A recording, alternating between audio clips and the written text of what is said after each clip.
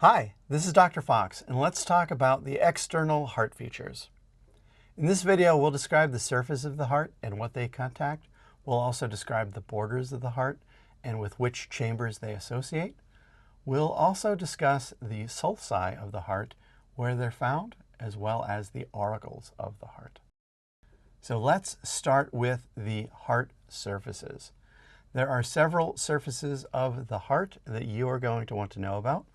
On the left-hand side here, we have the cadaveric heart situated within the middle mediastinum.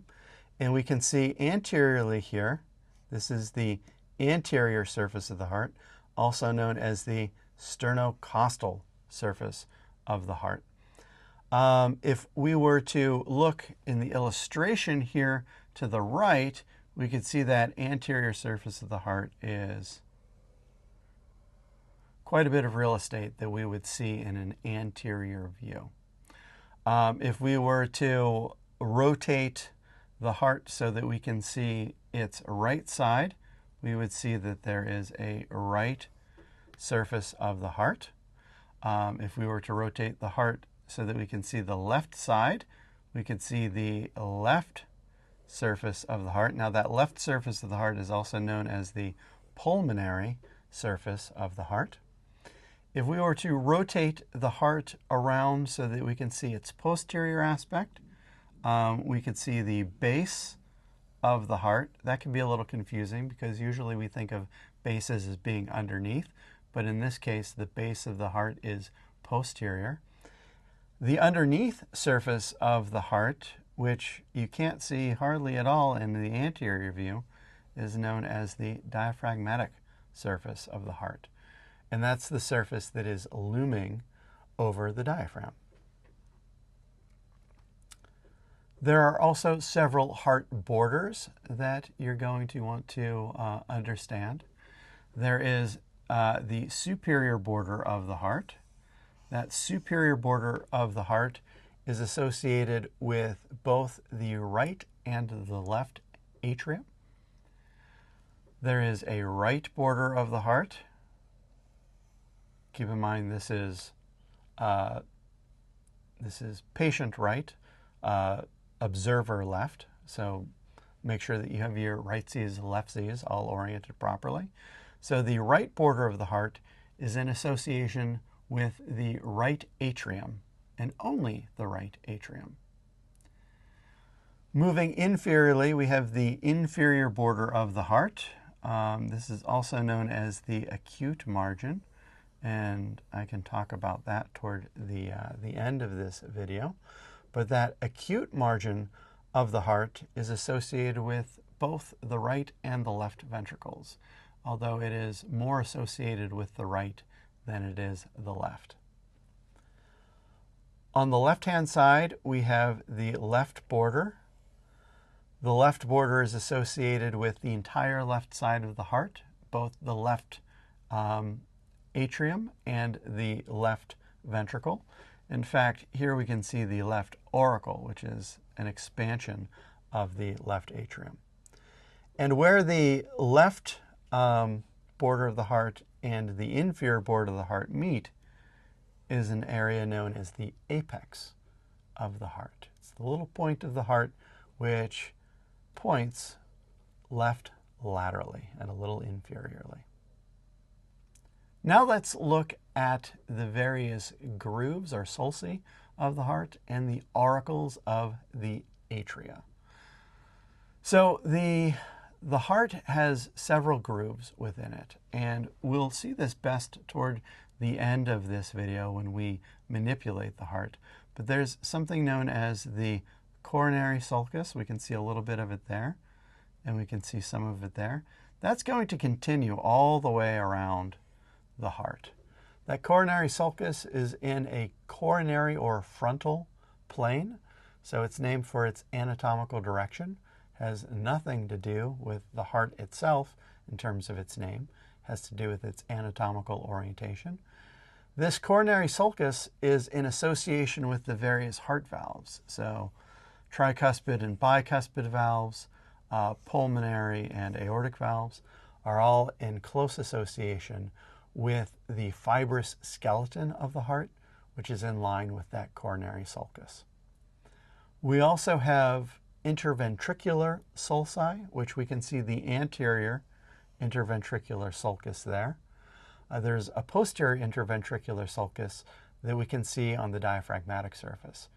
And these interventricular sulci are lined up with the interventricular septum. And so any of the vasculature within the interventricular sulci are going to have branches that feed down into that interventricular septum. In addition to these sulci, we can also see auricles of the heart. So that is the right auricle. That is a bag-like extension of the right atrium. And we can see the left auricle there, which is a bag-like extension of the left atrium. So now let's look at a posterior view of the heart. We can see that coronary sulcus running around the posterior there. We can also see the posterior interventricular sulcus there. And where they come together is a specialized region known as the crux of the heart, which will be important when we discuss coronary circulation. So let's take a look at the cadaveric heart. Here we can see the heart in its anterior view. Let's take a look at what we can see. So here we have the right border of the heart. Here is the inferior border of the heart. There is the left border of the heart, and there is the superior border of the heart. I can also see certain vessels. So I can see the inferior vena cava. I'm sorry, the superior vena cava.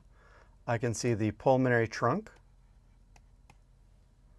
And I can see the ascending aorta leaving the heart there. If I were to rotate the heart,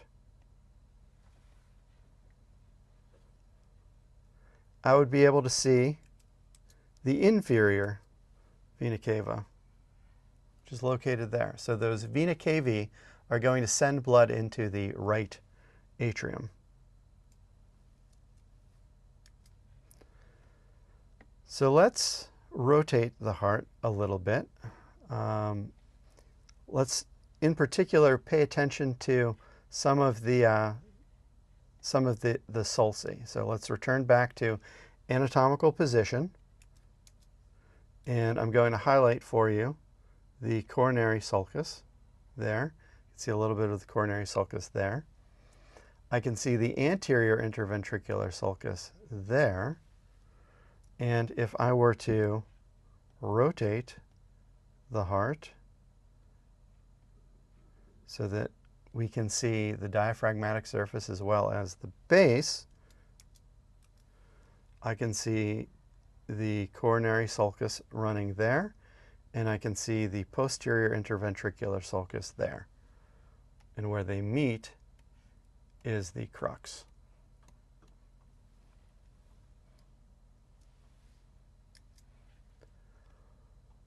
Let's go back to anatomical position. Zoom out just a little bit. And I can see the right auricle pinned back there. The left auricle I can't see in this particular view, but if I were to rotate the heart about so that I can see the left side or the pulmonary side of the heart, I can see the left auricle located right there.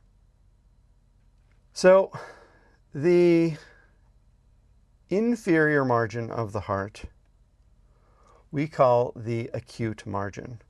Keep in mind we can see the inferior margin of the heart on an anterior view looking this way. The annotation isn't going to keep, so I will clear that as we rotate the heart, we can go back and look at where that inferior margin would be and the sternocostal margin, and we can see that that would produce an acute angle. So that inferior margin is known as the acute border of the heart. The left border of the heart is known as the obtuse margin along there. And so I'll clear this so we can rotate it. Because when you look at that margin,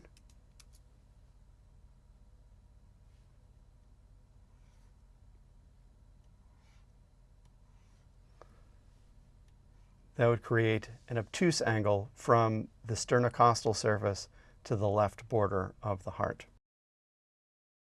So we've discussed the surfaces of the heart and what they contact, as well as the borders of the heart and the chambers with which they associate, the sulci of the heart and where they're found, as well as the auricles of the heart.